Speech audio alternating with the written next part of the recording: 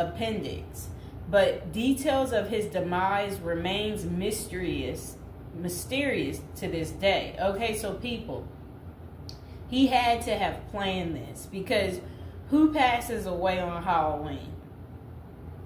Okay, somebody that obviously wants to be remembered every year on a holiday that's iconic. That's who.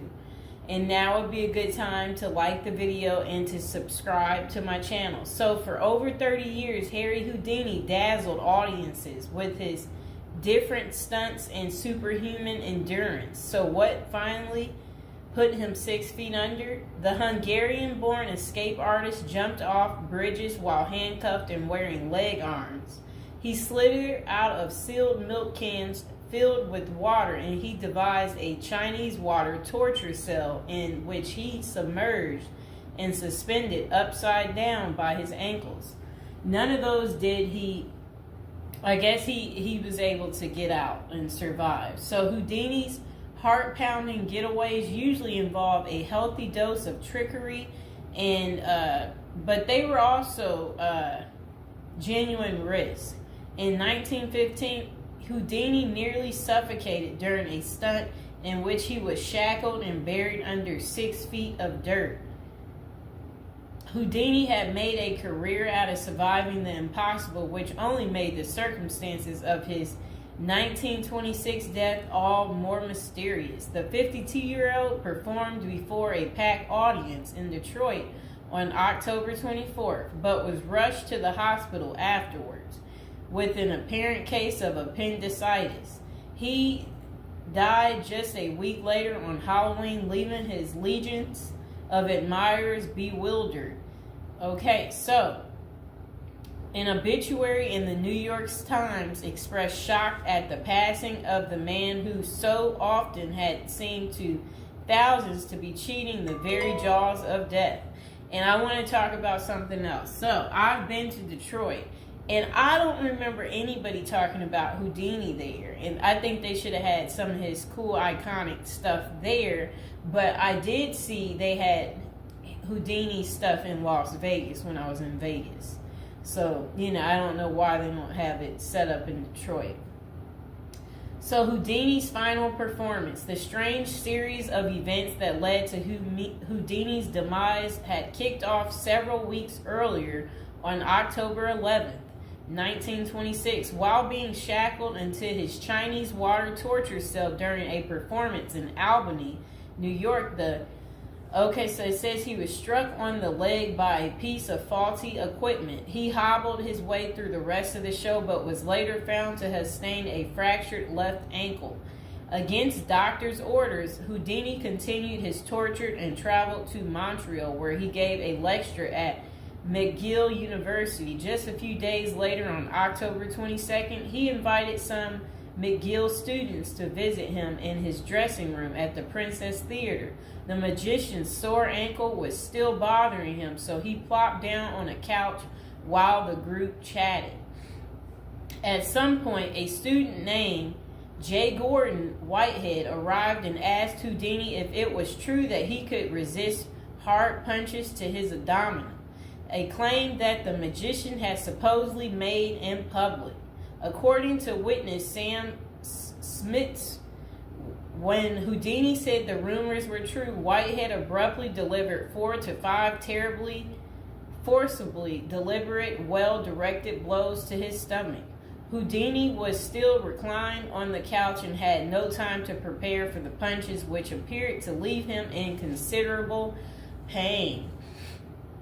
And now would be a good time to like the video and to subscribe to my channel. Do you like this new series? This is the Death series, and there will be more series to come and more episodes from the Death series as well. And do you like my prison series? And if you haven't checked out my prison series I created just for you, you can go ahead and check out my playlist. And there's also a love spell series that I think you will enjoy too checking out. Okay, so Houdini brushed off the incident at the time, but that same evening he began to complain of discomfort and stomach cramps. His condition only worsened the next day when he boarded an overnight train to Detroit for a new run of performances. The magician developed severe abdominal pain, cold sweats, and fatigue, and his temperature rose to 104 degrees. A doctor suspected appendicitis and instructed Houdini to go to a hospital, but the performer insisted on taking the stage for his opening night show at Garrick Theater. Isn't that really funny? He still wanted to work even though he wasn't doing so well. Okay, he proceeded to struggle through his routine before collapsing immediately after the final curtain. The show would be Houdini's last. The same night, he was taken to a Detroit hospital and prepared for surgery. Doctors successfully removed his appendix, which was found to have ruptured several days earlier, but it had already poisoned his insides. Despite a grim prognosis, the magician clung to life until October 31st, when he died with his wife Bess and his two brothers by his side. The official cause of Houdini's death was listed as peritonitis caused by a ruptured appendix. At the time, the magician's doctors firmly believed that the illness was the result of so I guess some guy had given him something backstage during an encounter in Montreal. Okay, so such cases of traumatic appendicitis are extraordinarily rare. One study found only a couple dozen instances over a nearly 20-year period, but in 1926 the diagnosis was widely accepted. Houdini's life insurance company was even forced to pay his wife a double for accidental death. Okay, so doubts arise over the escape artist's death. Houdini was laid to rest in Queens, New York. And this is what his little, I never knew that was where he is. Well, there he is right there. Okay, that was his tombstone. Okay, so look, maybe I can put that tombstone as the thumbtack, people. Okay, so Houdini was laid to rest in Queens on November 4th, 1926, but rumors about his unusual death have persisted ever since. Many of the theories tend to focus on the magician's contentious relationship with spiritualism, a pseudo-fed religion whose adherents once claimed it was possible to communicate with the dead through seances and mediums. Houdini, a born skeptic, had spent much of the 1920s on a mission to debunk the spiritualist claims and expose its top psychics as frauds. The Crusades earned him several $1 million worth of lawsuits and more than a few enemies, but at the time of his demise, he showed no signs of letting up.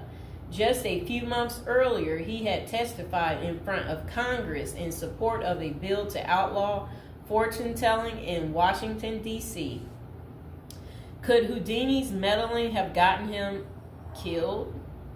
In the 2006 biography, The Secret Life of Houdini, authors William Kalash and Larry Sloman contend that the magician's death may have been a carefully planned assassination by members of the spiritualist community. If one were to suspect Houdini a victim of foul play, they write, then the section of organization crime that was composed of fraudulent spirit mediums must be considered likely suspect. Okay, so Kalash and Sloman argue that the spiritualists had a history of poisoning their enemies, and they note that no autopsy was ever performed to confirm Houdini's death. I wonder why. So his death was actually caused by appendicitis. If someone were hell-bent on poisoning Houdini, it wouldn't have been very difficult, they concluded. Considerable debate has also focused on J. Gordon Whitehead, the McGill student who supposedly delivered the potentially fatal gut punches to Houdini's Montreal dressing room.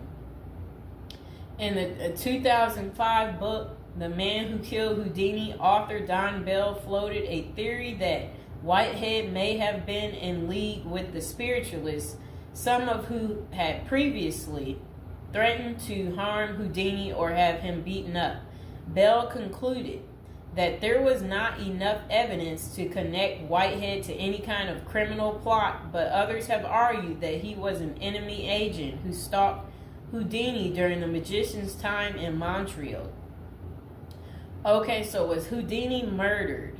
The true cause of Houdini's demise may never be known for sure, but the majority of scholars tend to dismiss the murder theories as mere speculation.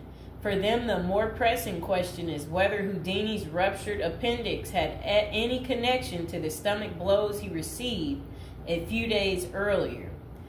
Don't forget to like the video, and if you're new to the channel, go ahead and hit that subscribe button. So while the evidence shows that such conditions is indeed possible, many consider it more likely that Whitehead's punches simply caused Houdini to ignore an already existing case of appendicitis. By the time the magician finally sought out treatment, the theory goes it was already too late. Interestingly, perhaps the most sought after source for information about Houdini's death is none other than Houdini himself in what amounted to his ultimate test of the spiritualist's claims. The magician promised his wife Bess that he would try to communicate with her from beyond the grave. Bess went to hold an annual Houdini seance for 10 years before finally abandoning the search in 1936.